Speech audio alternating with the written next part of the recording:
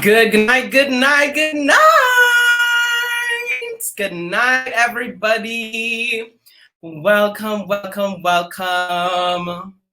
Good night and welcome. All right, we are just getting started. Welcome to Everything A to Zoe, a show by yours truly, Xoesazzle, where I explore literally everything from A to Zoe. Real topics in real time, in real TNT. Join us and share. Just remember, once you reach in here, love is love and everybody is somebody. Tonight is the very first episode. It's our pilot episode. And our episode tonight is titled Avenues in Art and Activism. That's right. Avenues in Art and Activism. Later in our show, I'll be joined by two very special ladies, so stay tuned to that. And for now, we just want to take some time. I want to bring everybody inside. Welcome, everybody. We already have some people in the house tonight. Jason Jones, watching from London. Jason Jones, you are up late. It's 2 a.m. in the London and you are up. Nicole Vanderpool, good night to you. Good night. Good morning from London. Leah Brizendi, good morning. Oh, gosh. Earlier, we have so many people in the house tonight. I'm so excited. And good night. So we have some people on Instagram also. For everybody joining us on Instagram, this is just a unique little view you're getting from us here. But please join us over on Facebook, the real live experiences on Facebook, because tonight I have some amazing guests with me. Coming up later, I have Ashlee, Miss Ashlee Burnett from Feminite. And I'm also going to be joined by Amanda McIntyre. Alrighty, so are you all ready? Are you ready to get into it? Yes, Jason Jones, you're reach. So welcome, we're gonna get started. Tonight's first segment is called Hot Headlines. That's right. Our first segment tonight is Hot Headlines. And Hot Headlines is a segment where I dive into some of the news, the hot topics that's happening, what's currently going on, and just kind of intersect that, break it apart for you, and make sure we're all in the know. How does that sound?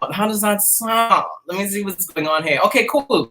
So our first hot headline for tonight is what's going on with COVID. You all know we are in the time of COVID-19. Let me pull this back for you. We're in the time of COVID-19. And so, yeah, Trinidad and Tobago, we're currently in, I believe, what's officially referred to as now our second wave.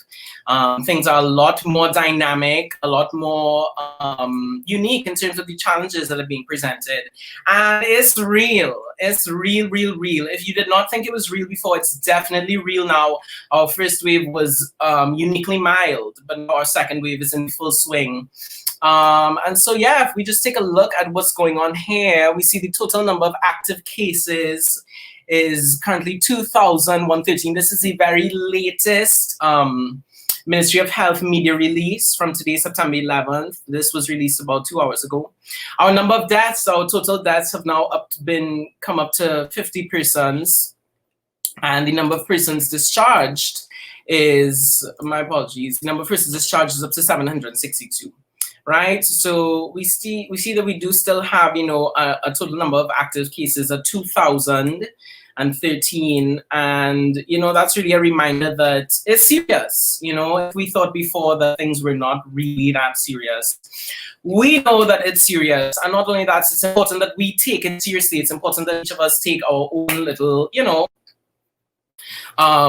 it in terms of our own responsibility, our own personal responsibility, and really do our part. As of a few weeks ago in Trinidad and Tobago, it's now illegal to be in public without a mask. You could be fined, I believe, up to $1,000. This also includes in your car. We have a couple other people in the live tonight. Christina Nemi, good night. Brandon Gomez, hello, good night. Brandon Gomez, happy birthday to you. Sending you all the love, the light, the joy, the wishes, the glitter, the everything. Happy birthday from Zoe. Right, so that's what's happening in our COVID corner. And, I just wanted to also drop a line about the COVID corner. One of the things that we've seen come up a lot throughout our navigation of the coronavirus in Trinidad and Tobago is the private parties. Yeah, it's the private parties. Yeah, and everybody on Facebook, you'll feel free to comment. I'll be able to pop up your comments on the screen and interact with you all. This is a very interactive show, so feel free and join in, right? But yeah, so we've been seeing, a little earlier in the comment, that with the what we call the zesses, right? The zesses in very unique places, and the attendees of these illegal zesses, which are gatherings of people, actually, I don't want to just reduce it to just gatherings of people. I really do want to honor the culture and the emergence of culture that's happening with regards to the zest scene. And so, this is everything A to Zoe. So hopefully in an episode a little later on, we'll be able to have a Z for zest. I would love to have a zest episode. So yeah, so in discussing the media sensationalism and the images that were plastered of young brown and black bodies who met their zesses, in their holes wherever, and yet still we had the not brown, the not black bodies zessing around poolsides, sipping from the finer teas of life, and their images of them lined up like rats outside of police stations were ever published. Right? So there's an inherent bias that is currently happening, not only with regards to our media and the way that the media is painting the stories of the reality, but also with regards to enforcement. And we know this. We know that, a lot of police enforcement in Trinidad and Tobago is based on all right, so Jason Jones, you said it, baby. I didn't, right? So you can't come for me in the comments because Jason Jones said it, right? Jason Jones said, be sure one rule for these zesters and another rule for the recipe. Exactly, and that's very much, a major part of the conversation. And I think it's an important part of the conversation that we're having. So that was my first hot headline for tonight. And my next hot headline is one that is a bit more unfortunate in my perspective and a bit more somber. So I have up on the screen here a press release from an organization called La Casita. La Casita is a Hispanic cultural center. They're based in Arima, and they released a statement earlier this week offering condolences with regards to the recent feminicide of Joanna Diaz Sanchez, who was discredited, kidnapped, mistreated, and abused before her murderer. And then, she was buried by her former partner. So this case was unique. This case happened earlier this week, and it was very unique from the perspective that in us following and looking at the details of this case, this is one of a series of maybe 3 or 5 very, very recent heinous crimes that have been committed against migrant women, more specifically Venezuelan women, or as we know them, the Venese, right?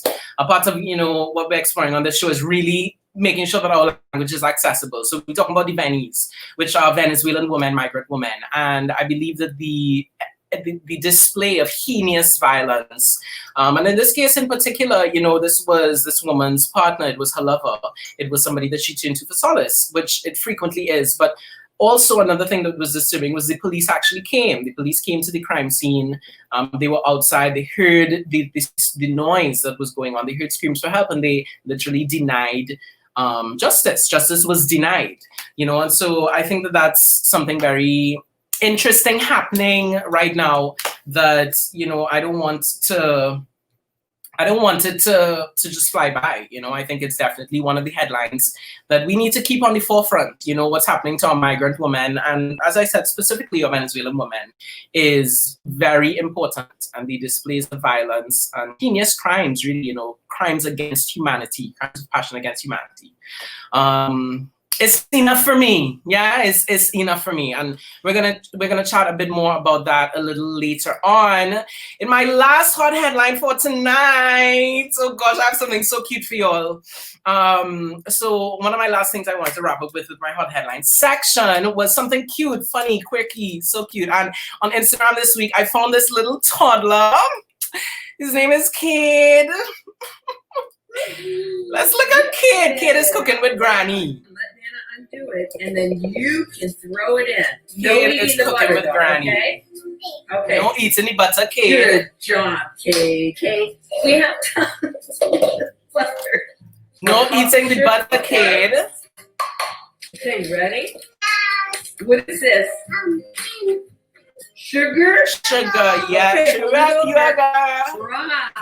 Oh, you Kid?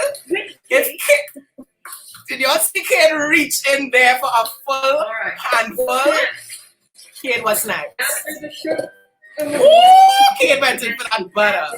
Put it in. Kid said that's some butter for me, baby. It's some butter for me. Kid, listen, let's see what else Kid went Don't into. eat the brown Kid, sugar. don't eat the brown sugar. You could tell Kid, don't eat that brown sugar. Yes! Kid said, Kid say, ah! This is me. This is me as a child. Baby Zoe. Look at baby Zoe. You cannot tell me. Oh, look at baby Zoe. You cannot tell me that wasn't baby Zoe. Brandon Gomez says, that reminds me of me and my niece. Oh gosh, now which one are you? Which one is you and which one is your niece, Brandon? I have a feeling you are the one snatching and you are baby Kid. Jan Tupper said she loves that video. Oh my gosh, Kid. Yes, Kid is a little recent YouTube internet phenomenon, and he absolutely cracked me up too. I loved it. Loved it. So now we are gonna go into one of our very, very segments. Everybody tune in. Thank you so much for tuning in. Up next, we're going to go into our first segment tonight, our first interview segment, which is called Activist Avenue, right? In our first interview segment tonight, we have a very, very unique guest with us. And I'm so excited to have her on. So I want you to welcome with me Miss Ashlee Burnett. Hi, Ashlee. Hi. I'm so happy to be here. Yes, likewise. I'm also so happy for you to be here. You know, and Ashlee is the founder of Feminit. At first when I was reading online, I was like, femininity? Is it femininity? Everyone is always like, how do you pronounce it? I know, it's Feminit. So Ashlee, tell us a bit about Feminit. Exactly what is Feminit? It's such a unique, lovely name. Yeah. And so we're just curious to hear a little bit more. Right. So Feminit is an intersectional Caribbean feminist NGO that uses social good, conversation, and education to advance gender equality within the region within Trinidad and Tobago. Now, to explain the point on why Feminit sounds so unique, initially Feminit came from Feminist Minute, right? And so it was intended, so it was intended actually to be a very short conversation series slash podcast where we kind of explain different things in nuggets. So like in small, palatable, punchy forms. But then over time, we realized that there was a gap, a huge gap in terms of like education and what people were able to understand. So activist language, I'm sure many people can relate. It's kind of inaccessible. Even I find myself sometimes like Googling, like, what does this mean? You know, and so what Feminit's intention is to do is to, while, you know, engaging projects and campaigns, is to ensure that we have palatable information and education on like a host of things, you know, from a feminist perspective. Okay, fabulous. And so tell me a bit more. You said that it's not just you, it's a group of you, right? It's not just you behind the initiative.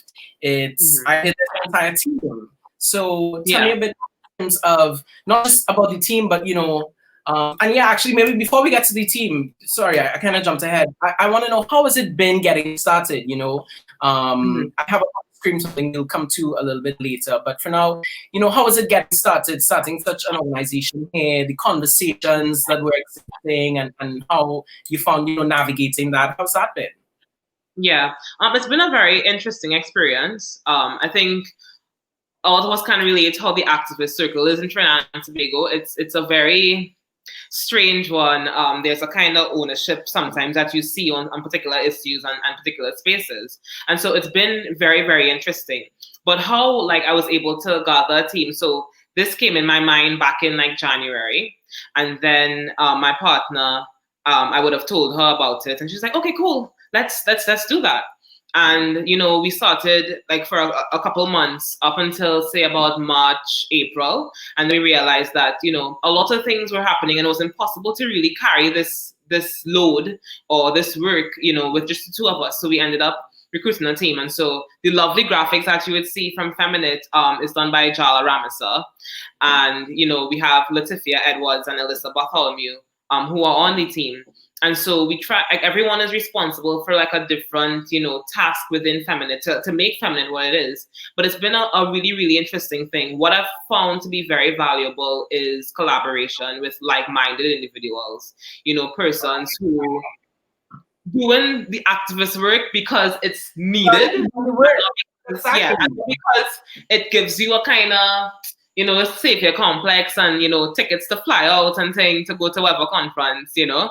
So it was a real kind of interesting thing to see who can I work with, because I mean I've been in so many spaces over time, and I never that was something we were talking about, right? You know, the existing spaces and the spaces we've been in, and you know, from your perspective, there was a bit of a gap, right? There was something that huge gap. Yeah. So like you will go to spaces and it's so exclusive. It's very, very costly. And it's the same persons all the time, sipping tea, fancy thing, dress up nice. But the persons who actually need to get access to these spaces can't because it's too expensive. It's inaccessible. And so what Feminite is trying to do is to create that space. And the space too started off as being a safe space for me, like trying to create something that I could not have or didn't have access to. And so through that, you know, it's reaching other folks who are looking for the same. Right, definitely. And so, you know, and you spoke about, you know, finding members of your team. So how did you, I believe it's 5 of you all, not so? Yes, right, Tell me a bit more, just like who else is on the team? Right, and yeah. Like, so what perspectives each of you bring? Yeah, it's a huge, like everyone has their own specialty and their own personality. So there's Chanel Beatrice, whose background is in media. Her bachelor's, her degree is in journalism. And so she has a very extensive experience with media, with drafting content, with writing and whatnot. There's Latifia Edwards, who has a theater background. Her degree is in theater. And so she knows how to use theater as therapy, you know, and to have that perspective. There's Alyssa, who's a brilliant accountant, who does all the money things. Yeah. Right. And then she brings up perspective. Right. And then there's Jala Ramasa, who is fantastic. You know, she creates the entire concept, the look of Feminite, you know, and so her background, she's a very strong feminist, you know. Her mother, actually, Julianne Moore, fantastic. When I found out that, I was mind blown. But it's such a really, really rich team, and they bring so much value to Feminite. Right. Yeah, I can tell, you know, the diversity is dynamic. And, you know, it's interesting. A lot of times the diversity on teams is what makes them, you know, the most effective. Yeah. You know, so we spoke a bit more, and you told me there is a very specific, just so that our viewers know, I was also supposed to have another guest, Amy Batch, on earlier, but Amy unfortunately wasn't able to make it tonight. So to kind of bridge the gap as to something I was going to speak with Amy about, but also was way more in our conversation. Right now, there's an initiative that you guys at Feminite have started. Tell me a bit more about that initiative. Right. So the initiative is called Safe Cycle.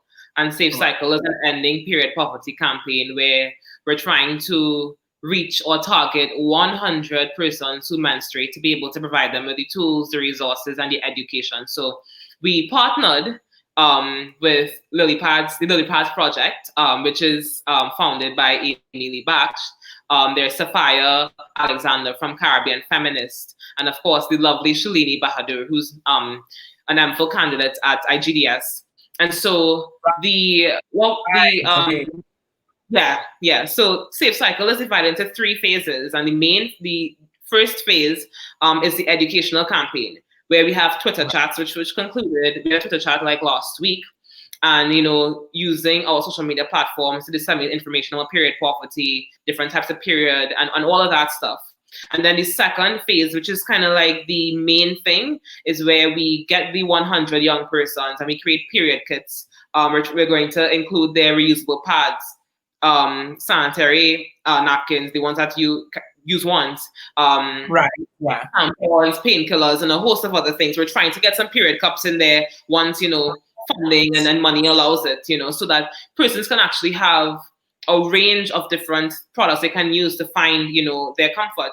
And what we're going to do is try to do a needs assessment, because we want to end this with a report, because there's no solid information as to period poverty in Trinidad and Tobago, in the Caribbean. And so we want to be able to contribute to that so there can be a resource for people. If you were to just encapsulate exactly just what is period poverty? So basically, it's persons who menstruate who don't have access or can't afford menstrual hygiene products, and it happens a lot. And a bit more as to why you specifically say persons who menstruate. Why that language? Because not only women menstruate, right? And not all women menstruate, because there are trans men who menstruate, there are non-binary folks who menstruate, there are intersex people who menstruate. And so the language is very inclusive. You can't say women and girls, because then what about everybody else who menstruate? So I'm glad you asked that question, because this happened recently and someone asked, so I thought it was only women who menstruate, so.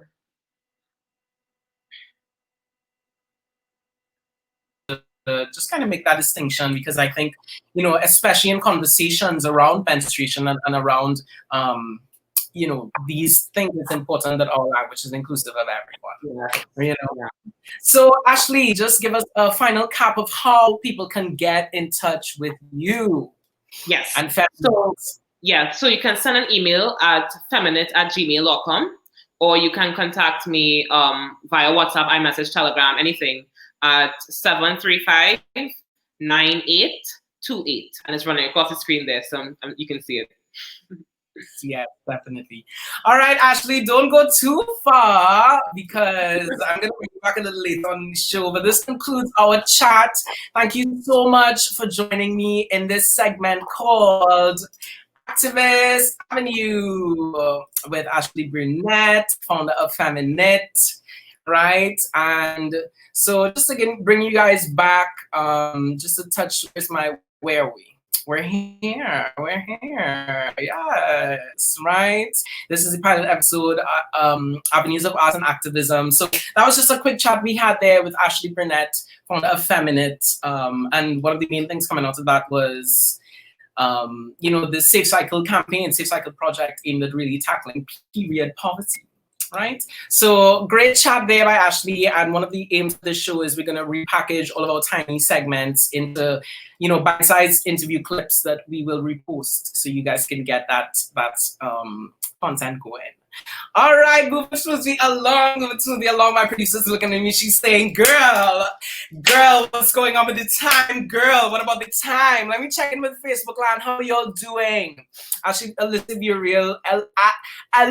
Virul says, so necessary, great initiative, referring to the ladies over at Feminate. Joe says, excellent, Ashlee and team, great work. Y'all, we have 18 people on the live right now. Thank y'all so much for tuning in. We are still going. This is the pilot episode of Everything. It's Zoe with yours truly, Xoesazzle. Don't forget, when you come in here, go ahead and press share. But once you reach love is love, everybody is somebody. And now we're going to go into our next segment. Next up, we have a segment called Creative Corner.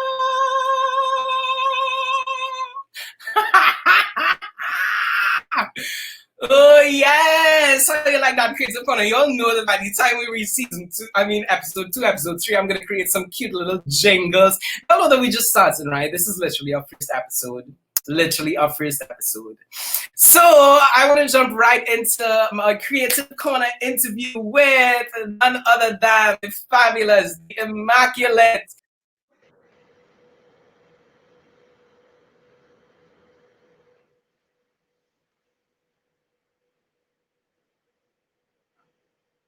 Hi Zoe, how are you?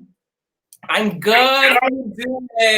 Yes, you are, and you look fabulous. Thank you. I'm glad to be here with you this evening. Yes, so happy to have you. And you all have to know that we are speaking with old mass royalty. Amanda recently did such a dynamic interview with DK Rossa on TTT. I want to start off by congratulating you on that interview. I was watching it again today and I was like, wow, not only, such a great encapsulation of aspects of the body of work that you've done, but the conversation, the things that you were able to put onto those airwaves for our national television viewers to see. Amanda, I celebrate you. I celebrate you. I'm so happy to have you here tonight. I really, really am. How are you doing? I'm doing really well. I was discussing the same thing with my partner. Just how wonderful it was to talk about matters related to LGBT at prime time on news, so I'm happy about that. My first question to you, who is Dolly Ma? Okay, so Dolly Ma is a persona I created at the start of 2020 in anticipation of Carnival, and it was created with a reflection on the conditions of migrants, refugees, and asylum seekers in Trinidad and Tobago, but specifically the conditions of migrant children. So Dolly Ma, the performance was calling on the states to protect migrant children and to ensure that they have access to resources that include medical resources, educational resources, and legal resources as well. So all through Carnival, I did this performance, and the content of the speech prepared that was read while I did my performance was with reference to the rights of a child. So that's what protest mass with reference to the conditions of migrant children, and they call on the states to protect migrant children.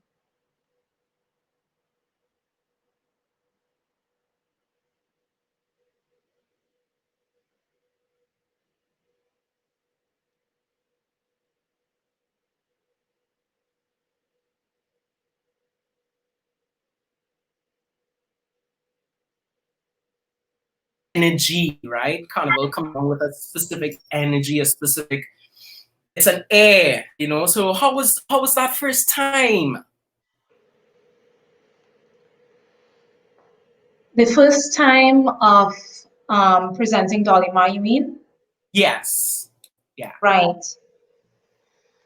Well, this was not our first time addressing the condition of migrants in Trinidad and Tobago.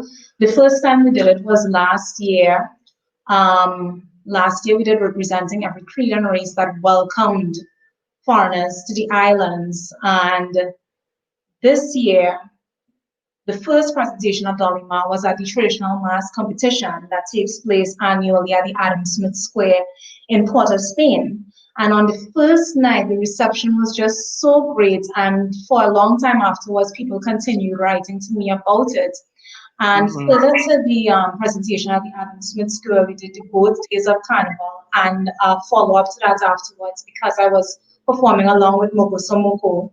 And the best thing about performing Dolly Ma this year was, of course, that the message concerning the needs of migrant children and the necessity to protect them was amplified on such a scale. But further to that, the performance won a prize. So that was very rewarding for me, and I'm really happy about it. This is my second time winning a major prize in Carnival, so I'm happy.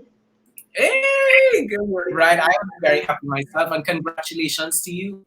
There was one thing that you brought up that I found so dynamic. You mentioned that your partner that you played mass with the very first time. You mentioned that his portrayal of the baby doll was in fact a statement on the gender politics happening, and tell me a bit more about that, about that, just that in there. Right. Well, before I get into that, the first time I played Baby Doll was in 2011. So we've had several performances through the last decade. Last year, during the 2 days of Carnival, Yarula M.I.V. now, the researcher from Frankfurt, Germany, he and I, while preparing material for the essay, which was recently published in the Caribbean Writer, also planned an en masse performance. This was something that was in the works since 2018. Originally, he was supposed to be a Dame Lauren while I would be a Baby Doll, but by the time 2019 rolled around, we agreed that we would both do Baby Dolls, and we conceptualized the Baby Doll family under the title You Are Worthy. And it was a queer Baby Doll family that investigated politics of queer family life, of lesbian family life, transgender family life, non-gender conforming family life, non-gender binary family life.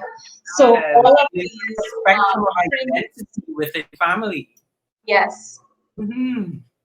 Yeah. So one of the things Yaruga did, which I really appreciate so much now in retrospect, I mean, even when it was happening, I could see clearly what the intention was and how it would play out on the days of Carnival. But the decision to keep the bed was so great because people had to, first of all, have a faraway impression and then have a close-up impression. So the faraway impression was that these were two women, and even online, one person shared her photograph with the hashtag wife and wife. And then closer up, people would realize, oh, but wait, this is a man. But not just a man, it's a man who's a woman who is mothering a child. And we had such questions as, people asking if he would breastfeed the child, and just having a really great time. It was so well received. And what was wonderful was when one person even declared herself to be the auntie of our child. So it was not just a queer baby doll family, but a queer baby doll family that was open and that spectators felt like they were a part of and included themselves in. And isn't that one of the magics of the Carnival time, the magics of the space, is that it opens up the ether for that kind of engagement, for the difference to not be met with opposition, but be met with, hey, everybody comments on the lacquery of, I'm this family too, so. Exactly. You're right. That is one of the brilliant things about Carnival. But unfortunately, it is also one of the things about Carnival that has been denied to queer culture. So what I hope to do exactly. So what I hope to do, and I think that we did, in fact, was highlight the ways in which spaces of heteronormative leisure, such as Carnival, could be made more accessible to queer youth for the positive representation of queer culture, the positive representation of its legitimacy, the positive representation of its importance, not just to us as queer people, but indeed to the whole society. Ooh, Amanda, I'm loving that. Now, we can talk all night. We can talk. I know it's so. Okay, so before we move on too much, there are two more things that I have to talk about before we go. Right. One is, Amanda, you have recent and upcoming publications. 2020, in as much as it's been a unique and challenging year in many ways for many of us, and not denying that you've had your own challenges, it seems as though 2020 has also brought along with it a heap of blessings for you in the area of publication. Am I right? Can you tell me just a little bit about that?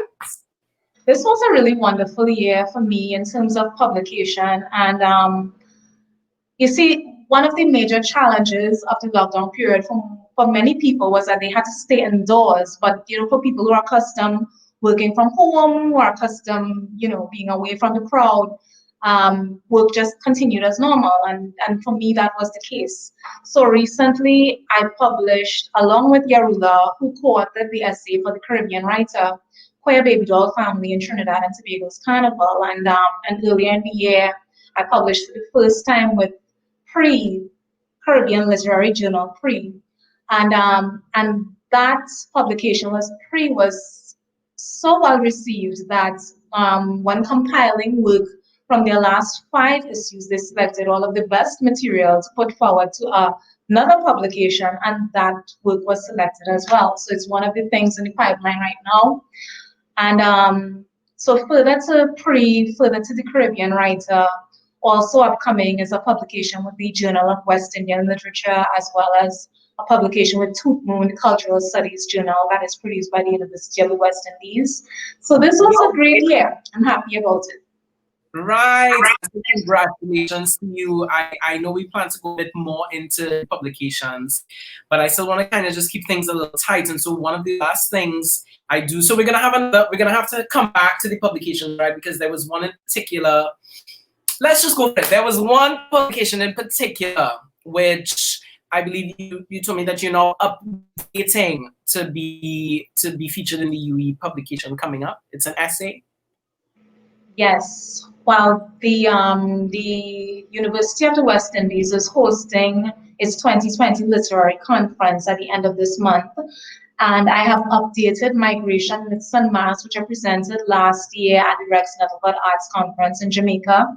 And this year I've updated, because of course, information changes over time. So if you're presenting the essay a year later, you need to update. Just looking at cross-cultural exchanges within Caribbean migrations, looking at Venezuelan migration to Trinidad as a case study, analyzing specific ways in which Venezuelan migration has impacted on folklore and carnival in Trinidad and Tobago.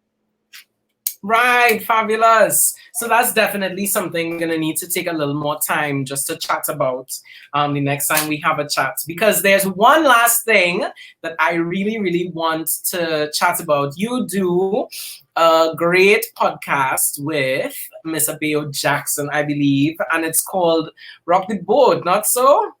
Yes, it is called Rock the Boat. Abeo is just an amazing person. We met some years ago, but really actively started doing work this year at the start of June, when Abeo put out a call to action concerning solidarity with the Black Lives Matter movement following the murder of George Floyd in Minneapolis, which is information we all know. But further to the protest demonstration, which we further collaborated on, further to that, we also developed this podcast, which we continue to curate and which we are the host of. So on a bi-monthly basis, we meet and we discuss matters of national, regional, and international importance. So our most recent episode, which will be premiered soon, deals with the heavy topic of colorism, especially with what has been taking place with Jessica Crew, for example, in the United States. We know the academic was for years presenting herself as a Black woman, and whom we now know is in fact not. So if that is something that people are interested in, matters such as those, then you could definitely tune into Rock the Boat 868, which can be found by its electronic hashtag Rock the Boat 868 across all platforms. We are right there. Okay, great. Amanda, before we wrap up, just tell our viewers quickly, how can they get in touch with you and what might they want to get in touch with you for? Right. Viewers can get in touch with me through my email address. My professional email is amandatmcintyre@gmail.com. Very easy. You just remember my name and you have my Gmail. And also my Instagram, which is Amanda T. McIntyre, @Amanda T. McIntyre. You could get in touch with me for any of the things that I have spoken about today, which would include carnival performances or scholarship around carnival, Caribbean scholarship, access to my work, access to purchasing work. Recently, one person wrote to me on Facebook just asking how she may purchase the Caribbean writer, and I was really just happy about that, to know that people are actually purchasing the journal. Yeah, so that's great. So persons who are interested in purchasing any of the work, we have work I have work published in the Woman Speak Journal of Writing and Art by Caribbean Women as well, and those are available for purchase also. So persons interested may communicate via the email address amandatmcintyre@gmail.com, Instagram @amandatmcintyre, and via telephone 1-868-491-1249. Fabulous, fabulous. Oh my gosh, Amanda, this has been such a great, great chat. Don't go anywhere. Don't go too far. I'm bringing you back just in just a second. So once again, that was a quick chat. That chat was called Creative Corner with Amanda McIntyre. And you see her contact information is still at the bottom of the screen there.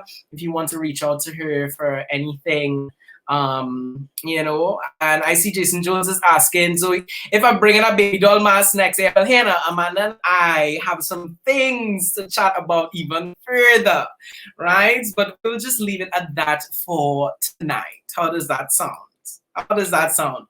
Okay, so y'all, you see the time is ticking on. Our show for tonight is 1 hour. So I do not want to run out of time before we run into one of my very, very most fun segments. It's called, do I have the segment here? I believe the segment is here.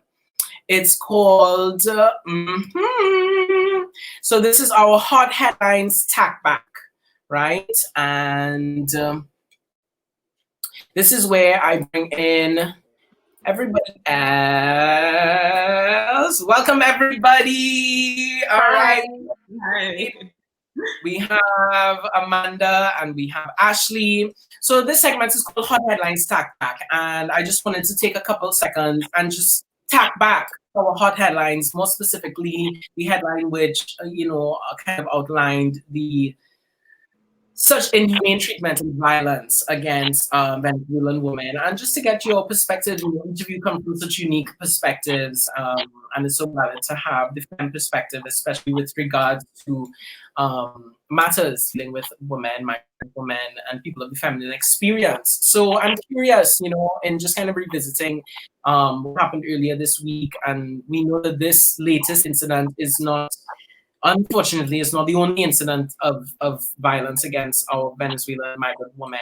So tell me a bit more, you know, what do you all think about that? I think, you know, looking on as, you know, when we had the influx of migrants and looking at people's reaction to that, listening to the songs that people put out, and I know everyone can remember that song, Showroom, that Irfan would have released earlier on this day, that, you know, I would have blogged about it and you know, got some really strange feedback from it. But I think it's something a lot that men do who, you know, commit these crimes where they believe that they own these women. And even in a worst case, it's even worse because, you know, they're migrants. And so that level of ownership and the fact that they're vulnerable, it just, you know, becomes magnified. And so I wish that there was more being done, you know, within the police services, but it's a funny thing to think about, because then you would see the press conferences come up and, you know, what's being said by our commissioner of police. And so not enough is being done to ensure that, you know, they're protected, because when even nationals, when you make a report, what's done? You know, we have a whole gender-based violence unit, but what's being done? And so it's just very, very heartbreaking. And listen, it's a whole lot of unlearning by the men, firstly, to not think that, you know, that level of ownership with nationals and even migrants, because it's awful when it comes to migrant women also. Yeah. And service to do better. Right. Yeah. Amanda, I'm curious to know your perspective in terms of especially your dissection of the history of migrant women. Tell me a bit more what you think in terms of what we're seeing happening. Thank you, and thank you, Ashlee, for that. This is indeed a matter that deserves great amplification. So this is not the first time that there has been such an influx of Venezuelan migrants to Trinidad and Tobago. This has happened before with the development of the cocoa industry. We had a lot of Venezuelan migrants coming in at that time as well, and indeed it was on the labor, largely migrants, that industry was developed. So it's really terrible that, you know, Trinidadians stood around at this time in our history and treats Venezuelans in such a xenophobic way. However, all through our history of receiving Venezuelan migrants, refugees, and asylum seekers, there has always been a great amount of exoticization of Venezuelans, particularly the exoticization of Venezuelan migrant women. For example, when I was a small child, there was this song that used to play on the radio at Christmas time called Spanish Woman. You know, I want a Spanish woman to marry me. There was also the trope of the Coco Payon, which was supposed to be a person of mixed race, and the mixture was between a Trinidadian African heritage person and a Venezuelan mainland migrants to Trinidad.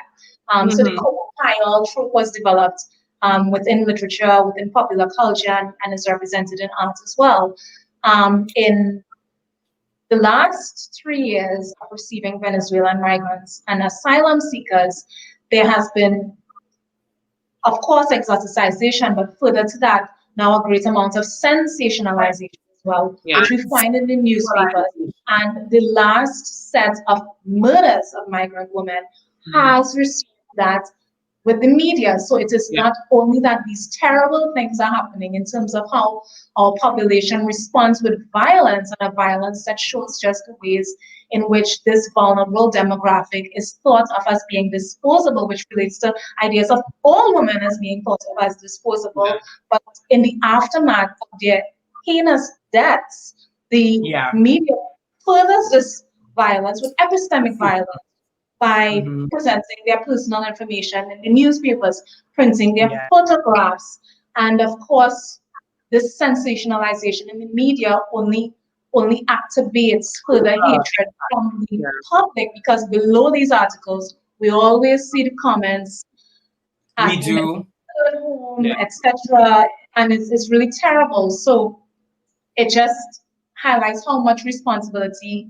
we have as advocates, and not just as advocates, but any proper thinking human being, to amplify this issue and to stress just how important it is to protect refugees, migrants, asylum seekers, and even within that vulnerable demographic, to further highlight the people who are even more vulnerable, which in this case would be migrant women, and further to that, migrant children. Definitely. And I think that we comes with such a history, right? Our relationship to Venezuela, our relationship to the people of Venezuela, the landmass, the culture. We've come from one people. And I think so much of that genealogical history kind of just represents itself in the day-to-day bubbling of expression, But definitely a need for more consciousness, especially with regards to parts of the media, part of the media plays, So, all right, well, I'm gonna close off that section there. I didn't get to play my little video. That was that section. It's called Hot Headlines Tack Back. Let's get it again. It was called the Hot Headlines Tack Back, right? Where we kind of just tack back to some of the hot headlines. And our next and final segment, thank you for everybody still joining, still watching. Our next and final segment is called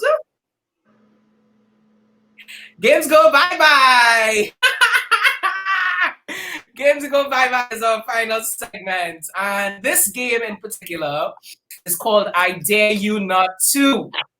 Right? So Games Go Bye-Bye is my way of wrapping up our show every week. Let me just see. I think we have hi, Stevie Jones. Stevie Jones is joining us. Welcome, Stevie Jones. Welcome to our final segment tonight. Right? And in case you didn't catch it, that segment is called Games Go Bye-Bye. I don't know if you'll realize that I just love this. Okay, so this one is called I Dare You Not To, right? And it's gonna be our two guests. Well, it'll be all of us on screen. But I Dare You Not To is called that because I'm gonna play a song, and the idea is I dare you not to dance to this song, right? So whoever Gosh, I lost him already. whoever begins to dance first Ashlee, loses. you All right? win. Okay, let's go. Ready. So let's see. She's playing. Why am I not? I'm not getting. What's going on here? Is she not?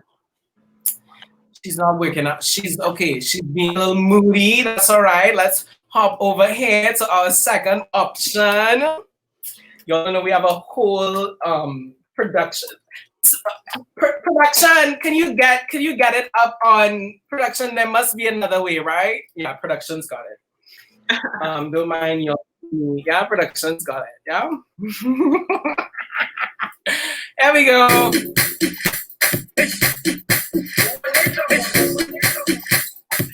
I want to see how long you're practice game.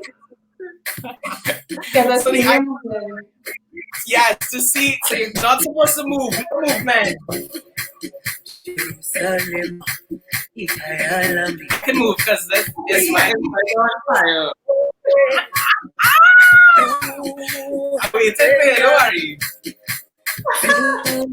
Ashlee has here had some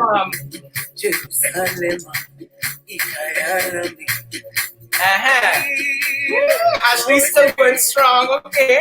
Ashlee is the winner.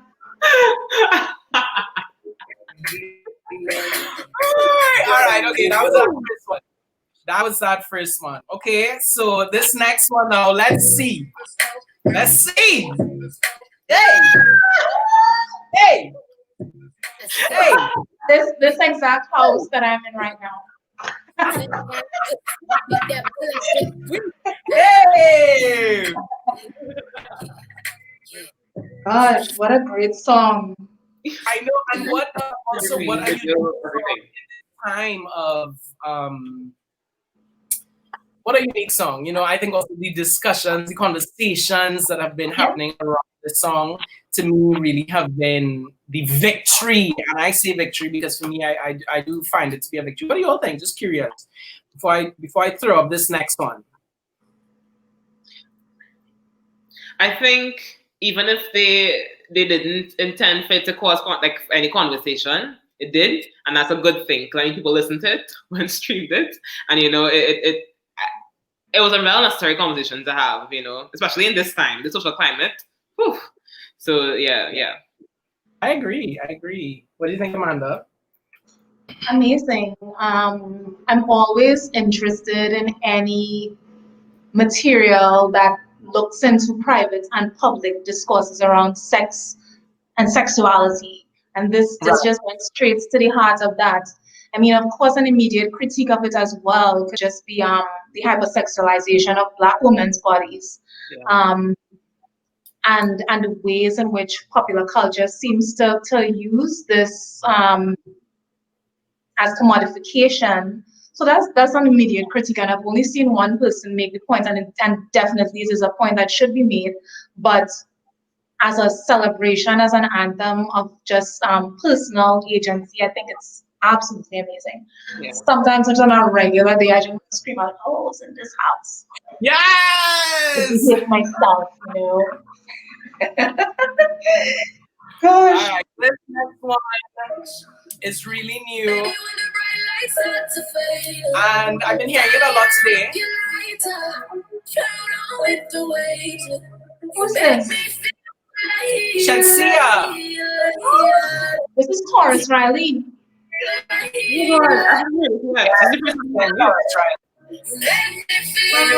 I saw it on YouTube today. It was early 1970s aesthetic video. Yes. Yes. All right, so that was Shantia and Taurus Riley. Okay, last one. So let's practice. Like we lost our rules of the game. Let's practice again. We have to stay still, and then last one for the road. Last one for the road.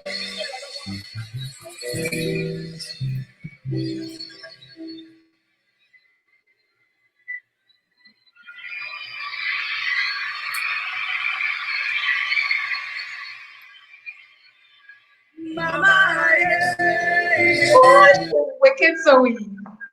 You're wicked. Hey! Hey!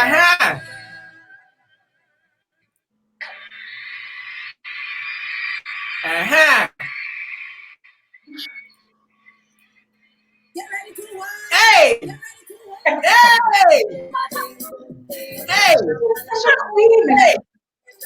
Hey! Hey! Hey!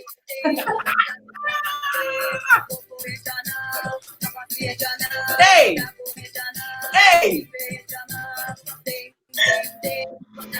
Oh, yes. All right. So I don't know who won that one. This is a classic. I mean, Exactly. I don't know who won that one, but once again, that segment was called Games Go Bye Bye. And that game is specifically called I Dare You Not To. Danberry says yes. Paluma, ding, ding, ding. Christina Nami said earlier, ooh, look at trouble now. I know it's amazing. It's a good game, Zoe. Yes. Thank you. Thank you. Thank you. Really good So game. before we go, I just want to say thank you, everybody. We've come to the end of our very, very first pilot episode of Everything A to Z with yours truly, Zoe. Thank you to my fabulous guests, Ashlee at Feminine and Amanda McIntyre. It's been such a pleasure to have you all. Let me give you all a big hug and kiss. Love, love, love. The only reason why you all are not on set with me is because of COVID-19. But trust and believe, as soon as COVID-19 is, done what it's done, we're definitely gonna have an on-set, experience. Jason Jones is asking, so what do the panel ask of us men? Where does change happen? Jason, I love that. Thank you. So let's just throw that question out there before we end up. Jason is asking, what does the panel ask of men? Where does change happen, and what is the role? And maybe that's a great point for us to exit on. What's the role that men have to play in us changing things? Ashlee, would you like to go? Okay, let's have a really short thing because it's something that I always say, just one word, unlearning. Well, and then learning what's right, because a lot of things that are perpetuated is being passed off as our culture, and it's a terrible, damaging thing because it kind of normalizes what happens, and so unlearning and recognizing that culture is bad, and then learning the new stuff and the stuff that can actually help and not be damaging. Right. Yeah. Learning and unlearning. Absolutely. Absolutely. In any situation of oppression, it is imperative that the people who are privileged in those systems dismantle that privilege and use it in the interest of those who are vulnerable. So what men can do is exactly that. Dismantle their privilege, ensuring women's voices are heard, ensuring women's work is treated equally to theirs, and valued equally to theirs in terms of equal pay and equal benefits.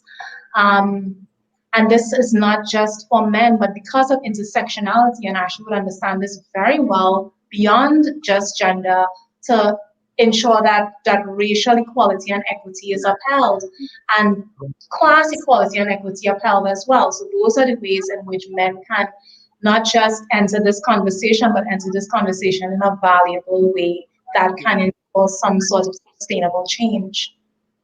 Fabulous. Thank you so much. Yeah, Jason, thank you so much for your question. Christina says, amazing show. Thank you all, everybody. Yes. That's our hour. It's an amazing show. Congratulations to you. Oh, thank you so much. This has been our pilot episode, Avenues of Arts and Activism, with yours truly, me, Zoe. Oh my gosh, y'all. It's been so great having you all tonight. Thank you so much for tuning in. This has been the pilot episode of Everything A to Zoe, a show by yours truly, Zoe, where I explore literally everything from A to Zoe. Real topics in real time in real TNT. Join us and make sure to share. Just remember, once you reach in here, love is love and everybody is somebody. Tonight has been our very first episode. It's been our pilot and it's been titled Avenues of Art and Activism. Everybody, thank you so much for tuning in. Don't forget, if you'd like to make a tip, all the creatives involved in this production have felt the impact of COVID-19. And so we welcome tips at PayPal, Cash.app, Venmo. If none of those work for you, just shoot us an email at xoesazzle@gmail.com. I see I have one last comment here from Jason Jones saying, thank you, everybody. Love, love, love. And we'll see you soon. Good night and goodbye. Love is love. Yes. Good night, everybody. Thank you all so much for tuning in. Bye.